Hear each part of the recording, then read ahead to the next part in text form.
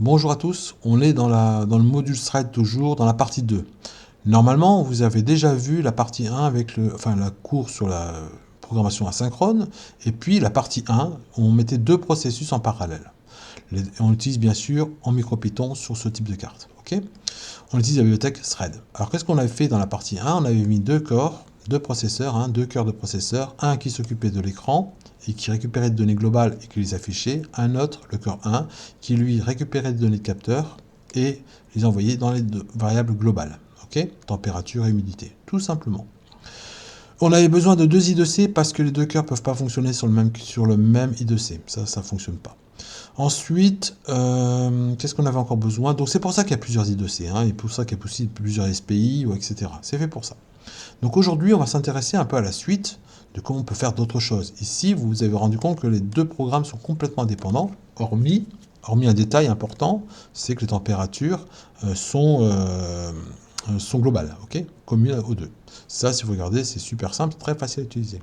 Aujourd'hui, on va s'intéresser au lancement de thread fini. Alors, qu'est-ce que c'est que cette histoire de thread fini? C'est très simple, c'est un thread qui a une durée limitée. Il s'arrête au bout d'un moment. C'est simple, ça s'arrête quand un thread? Ça s'arrête quand le processus est fini. Comme une fonction, c'est aussi bête qu'une fonction, d'ailleurs un thread, ça se ressemble beaucoup. S'il n'y a pas de while true dedans, il va s'exécuter, puis quand il a fini de s'exécuter, il s'arrête. Voilà.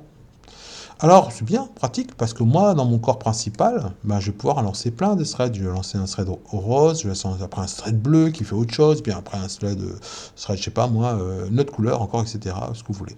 Vous pouvez en faire autant que vous voulez. Mais pour les lancer, vous avez une condition à respecter, c'est que pour lancer un second thread, il faut que le premier soit fini. Je ne peux pas lancer celui-ci si celui-ci n'est pas fini.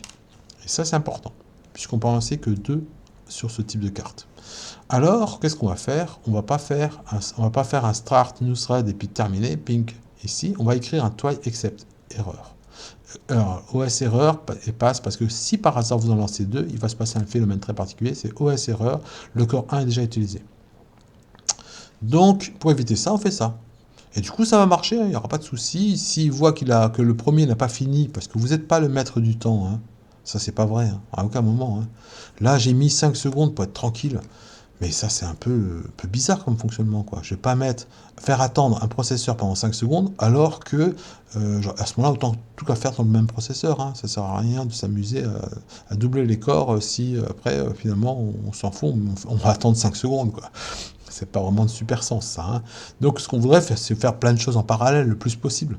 Donc, du coup, on va pas attendre 5 secondes, on va pas maîtriser le temps aussi bien que là. Là, c'est un exemple, ça marche bien. En plus, là, 2 secondes, 5 secondes, ouais, on est relax. Mais si en faisant ça, vous êtes sûr qu'il n'y aura pas d'erreur. Après, est-ce que ça va le faire tout de suite, votre thread? Ça, c'est pas dit. Mais au moins, ils ne sont pas en erreur. Je me suis amusé aussi à inverser. Ici, j'ai 2 secondes, mais si je mettais 0,5 secondes, qu'est-ce qui se passerait? Est-ce que ça marcherait encore? Je l'ai fait ici. 0,5 secondes, et puis là, 2 secondes. Regardez, il démarre à 0,5 secondes. 913, 414, c'est des millisecondes ça. 915, 415, vous voyez qu'il y a chaque fois environ 500 millisecondes. C'est bien 0,5 secondes. Et puis lui, il dure 2 secondes. On le voit bien, lui. On lance le corps 1 ici, on le relancera qu'ici. Ok, donc vous voyez, il va se passer ça. En gros, c'est ça. Ça marche bien. Et pourtant, il n'y a pas d'erreur. Et pourtant, voilà, on n'est pas maître du temps et ça fonctionne bien. Donc, pensez à utiliser cette fonction try et puis le except error et puis pass. Ok, à chaque fois. Maintenant, passons à une deuxième chose importante, c'est sortir d'un thread sous condition. Une fonction, on le fait, on a des fois besoin tout à coup de faire un break parce qu'on dit, break, hop, comme ça on sort de la fonction et hop, et on continue à faire autre chose. Mais là, j'aimerais le faire aussi pour un thread. Comment je fais? Je ne peux pas faire utiliser la fonction break, puisque la fonction break, elle appartient à une fonction, et les fonctions, on peut en avoir dans un thread, donc c'est pas possible. Donc il a fallu trouver autre chose. Et puis on a trouvé une solution très simple, on a appelé ça, on va lever ce qu'on appelle une exit system, donc une sortie de système, on va lever la sortie de système. On fait ça. Rise system exit. D'accord? On sort du système. Donc vous l'avez ici, je fais un if, si j'arrive au bout de 5, pourtant c'est un while true, mais au bout de 5, hop, il sort et c'est terminé pour ce thread. Voilà. Ok? Il ne sera plus opérationnel. Peut-être que je pourrais le relancer un peu plus loin, mais en tout cas, ici, pour l'instant, il sera plus opérationnel au bout de 5 fois. J'en ai profité pour vous montrer, alors on peut le faire sur des if, sur des while, sur des try except, sur tout ce que vous pouvez trouver qui vous intéresse, je le vais. J'ai fait sur un timeout aussi, je me suis amusé, un timeout c'est un if, hein. Donc j'ai fabriqué un timeout, au bout de, vous voyez ici, au bout de 10 secondes, donc j'ai mesuré le temps évidemment, mais au bout de 10 secondes, hop, je sors, voilà. C'était histoire de voir comment ça fonctionne. Ensuite, on avait dit qu'il y avait un partage de ressources où ça pouvait poser problème. Notamment si deux systèmes veulent écrire en même temps sur une donnée. D'accord ? Alors là, il faut mettre des priorités. On va dire qui est prioritaire. Alors sous cette version de thread, vous ne pourrez pas faire vraiment mettre de priorité, mais sous d'autres versions, peut-être, je ne sais pas, je ne connais pas trop. Alors bon, ici, en tout cas, ce qu'on va faire, c'est qu'on va au moins verrouiller la donnée. C'est-à-dire que quand un utilise, l'autre ne peut pas l'utiliser. En écriture, hein, on est bien d'accord. Hein. Pour verrouiller, on va utiliser un GIL, alors c'est un Global Interpret Lock en anglais, hein, c'est un verrouillage global de l'interpréteur. En fait, l'interpréteur, on lui dit tu t'arrêtes, tu touches pas à ça, parce que moi j'ai verrouillé ma donnée. Et bien sûr, ce sont des données qu'on veut écrire avec deux processeurs en même temps, deux corps en même temps, hein, deux cœurs de processeurs. C'est pour ça qu'on parle de données concurrentes, et ces données sont forcément globales, d'accord ? Parce que pour être accessible par les deux corps, il faut absolument que ça soit global. Bon, alors comment on fait ? Est-ce que c'est compliqué ou pas ? Ben non, c'est super simple. Il faut écrire cette fonction-là. Voilà, et l'appeler log. Alors vous pouvez l'appeler log, vous pouvez l'appeler verrou, vous l'appelez comme vous voulez, hein, c'est son nom. Vous lui donnez son nom à votre verrou. C'est un verrou dans le sens où il faut l'obtenir. Hein. Donc nous, on va essayer de l'obtenir. Et pour l'obtenir, dans le programme qu'il voudrait écrire, il va faire un log akir. Est-ce que je peux l'obtenir ? Est-ce que ça marche de l'obtenir, ce fameux cœur ? Et puis, la réponse est oui ou non. Alors si c'est oui, il le prend, et à ce moment-là, il va faire son fonction. Si c'est non, il va se passer quelque chose de très simple. C'est écrit en rouge parce que c'est ce qui est important. C'est que ici, si après l'instruction lock akir, il essaie d'obtenir un verrou. Si le verrou, on ne peut pas l'obtenir, hein, c'est bloqué. À ce moment-là, c'est verrouillé. Le thread, il va attendre. Bon, ok, j'attends que ça soit déverrouillé. Quand ça sera déverrouillé, je le récupère et c'est à moi de travailler sur la fonction, sur la variable. Pour déverrouiller, celui qui a acquis le verrou, il va utiliser lock release. Donc lui, il va dire, je libère le verrou, vas-y, qui peut le prendre si quelqu'un en a besoin. Par contre, vous ne pouvez pas faire un lock release comme ça. Hein. D'accord ? Vous ne pouvez pas faire deux lock release et dire, ne libère pas, je vais faire un lock release. Ça va provoquer une erreur. On ne peut pas libérer deux fois. Vous pouvez écrire autant de fois que vous voulez, mais vous ne pouvez pas libérer autant de fois que vous voulez. Okay ? Ça ne marche pas. Puisque là, on essaie d'obtenir, ici, on va le libérer. Okay ? Alors, regardez un exemple très simple ici. J'ai une variable qui vaut 40. Ici, le corps 1, il veut l'augmenter de 1, donc on devrait obtenir 41. C'est ce qui se passe. J'acquiers, j'augmente, je libère, 41. Lui, il acquiert en même temps, ou quasi en même temps. Il dit, oh mince, je ne l'ai pas eu. Alors qu'est-ce que je vais faire ? Je vais attendre. Il va attendre tout ce temps-là jusqu'à que lui soit 41. Et à ce moment-là, il va écrire et il va libérer après. On sera bien à 42. Tout va bien.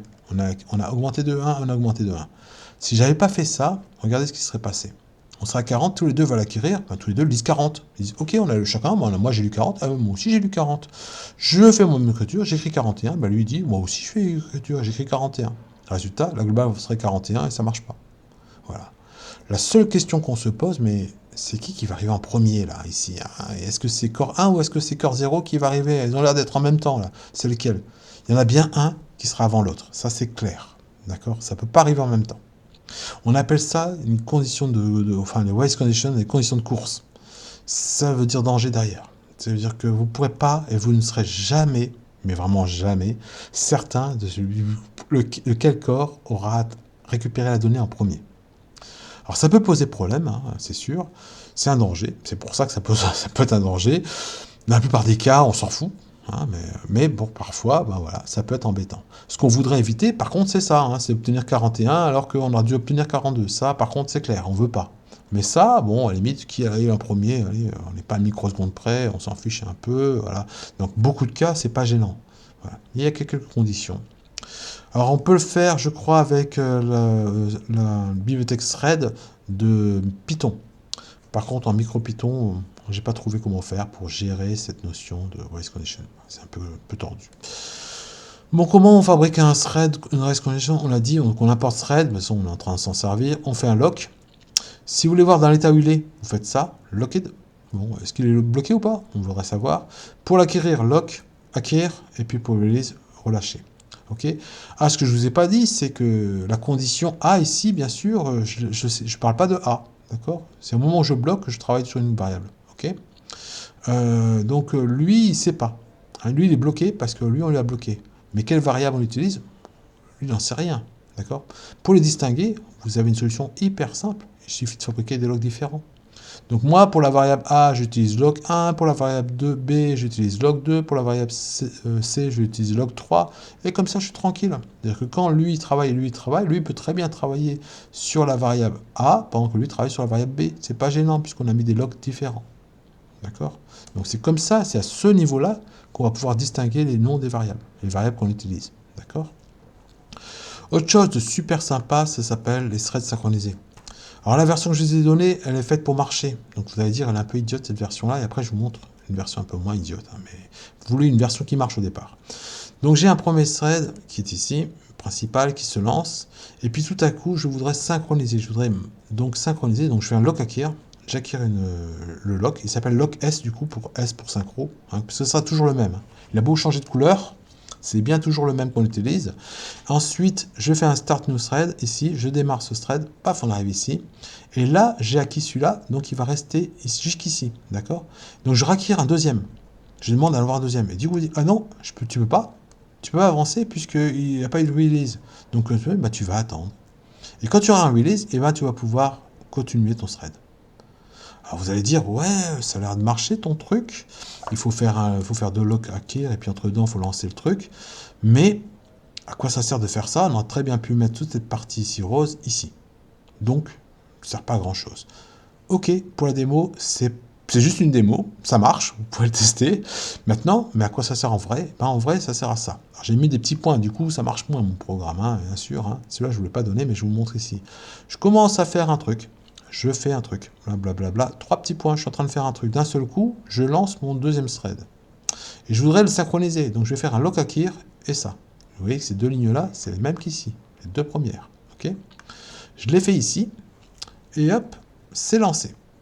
Et comme je sais que je vais synchroniser, quand j'ai fini de faire encore mon petit bins ici, donc le voyez, le petit point ici, je fais un lock synchro. Donc acquire pour synchroniser. Hop, je vais synchroniser. Et là maintenant, j'attends celui-ci. Donc pendant tout ce temps-là, je vais attendre. Parce que moi, j'ai fini de travailler ici. Et je vais attendre. Et quand ça va arriver, paf, lui va faire un release. Je fais un release dans la foulée. Et puis je peux continuer tranquillement. Voilà l'usage qu'on va en faire. D'accord? C'est comme ça qu'on va travailler. Okay, on retrouve bien la structure, ça, et après ces deux-là. Ok? C'est ça qui est important. Et puis lui, bien sûr, ici. D'accord? Attention, hein, il n'y aura qu'un lock release ici et pas un lock acquire ici. Ok? Voilà comment ça fonctionne. Bon, c'est super intéressant et ça, c'est très utile parce que synchroniser, des fois, ça arrive souvent. Hein, on en a besoin de dire, ouais, mais j'attends, mais une fois que je l'ai, bon, je peux continuer à faire mon travail. Voilà. Ensuite, une dernière chose qui peut arriver aussi, c'est j'ai envie de faire un truc qui tourne, qui fonctionne même quand j'attends. Au lieu d'attendre et rien faire, je voudrais faire quelque chose. Parce que attendre, c'est jamais terrible. Et ben, je peux le faire ici avec while not acquire. Si c'est pas acquis, ben, je vais faire quelque chose. Et tant que c'est pas acquis, je fais quelque chose. Et dès que c'est acquis, ben, hop, je m'en sers évidemment. D'accord? Donc je suis là, j'attends. Mince, il y a l'autre qui m'a bloqué, je peux pas avancer.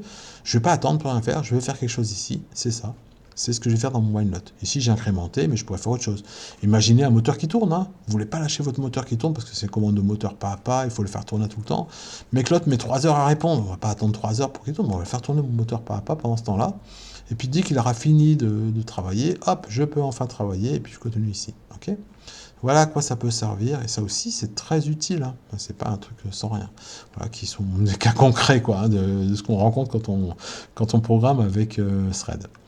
Enfin, la documentation, bah, c'est la même que dans la documentation de la première vidéo, hein, donc c'est GitHub, création du thread, et vous tomberez sur les premières vidéos, les premiers threads, et puis sur le test qu'on avait fait, et puis bien sûr sur les démonstrations que je vous ai montrées ici. Voilà, j'ai fini pour cette vidéo.